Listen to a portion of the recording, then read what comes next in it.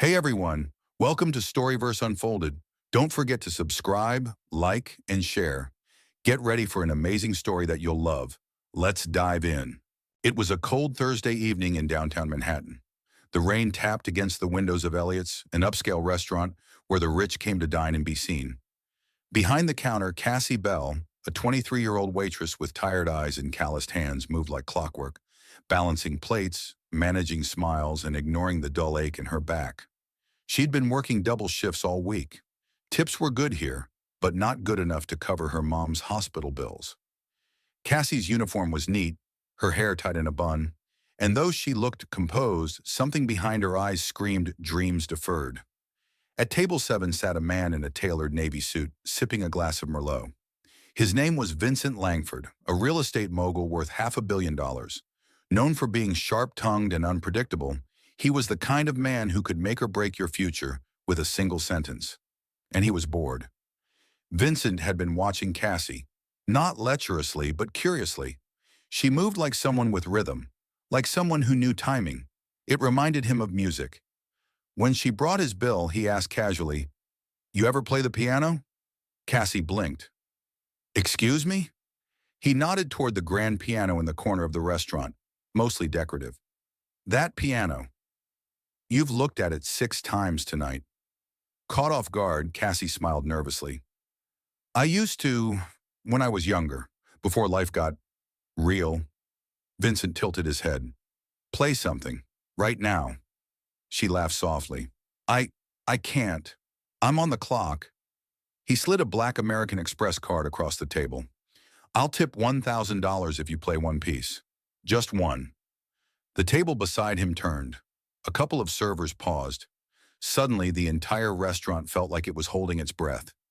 Cassie stared at the card. $1,000 meant medicine for her mom. It meant groceries for the month. Rent. Her hands trembled slightly as she walked over to the piano. She sat down, adjusted the bench. Her fingers hovered over the keys like they were greeting old friends. Then she closed her eyes. Not a showy, fast piece. Not some popular song. She played Claire de Lune, slow, soulful, aching with emotion. Each note spilled out like a memory, and the restaurant, once buzzing with laughter and chatter, fell into utter silence. Even the clinking of glasses stopped. Vincent didn't blink. He watched her, saw the weight of years behind each movement. This wasn't just someone who played. This was someone who felt the music in her bones. By the time she reached the last note, even the chefs in the back had poked their heads out. Silence followed. Then, a standing ovation. Cassie stood quickly, face flushed, bowing awkwardly. She returned to the counter, wiping her hands nervously. Vincent walked over, card still in hand. But instead of giving her the money, he said, "You've been wasting your talent."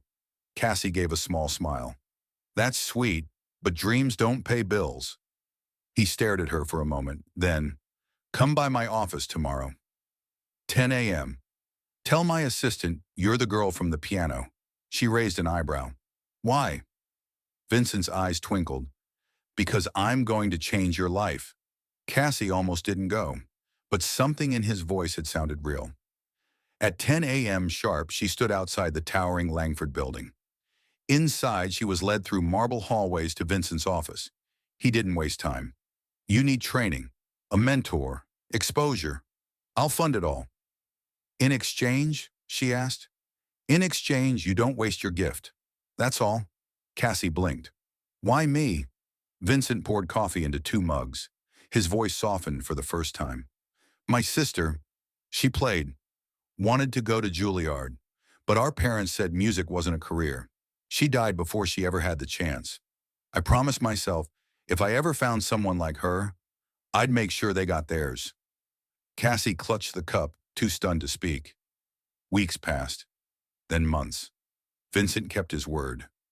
Cassie was enrolled in elite masterclasses, performed at private events. Her fingers became lightning, velvet, power. A viral clip of her playing at a charity gala hit 12 million views. She wasn't just a waitress anymore. She was Cassie Bell, the prodigy who came out of nowhere. 2 years later, Elliot's restaurant. Same piano, same rain tapping on the windows, But this time, it was a charity night, and Cassie was the guest of honor. She stepped onto the small stage, now wearing a sleek black dress, her posture confident, eyes steady. Among the crowd, Vincent sat in the same chair. But this time, he wasn't just a billionaire. He was the man who bet on someone nobody else saw. Cassie played again. Not Claire de Lune. This time she played something she'd written herself, a tip for a dream. And when the final note rang out, there wasn't a dry eye in the room. After the show, a young server approached Cassie shyly. "Do you think you could teach me?" the girl asked. Cassie smiled, handing her a small card. "Everyone deserves one chance. That's all it takes." Behind her, Vincent raised a glass. And once again, the room fell silent for a waitress who became a star, all because one man believed in her just long enough to let the world hear what she had to say.